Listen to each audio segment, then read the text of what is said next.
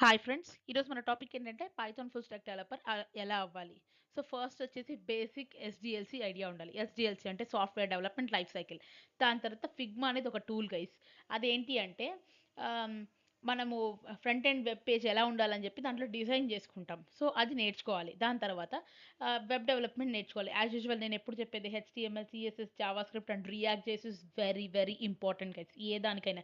Boot strap నేర్చుకోవాలి ఎక్స్‌ట్రాగా. ఎందుకంటే ఇది సీఎస్ఎస్ ఫ్రేమ్‌వర్క్ అనమాట.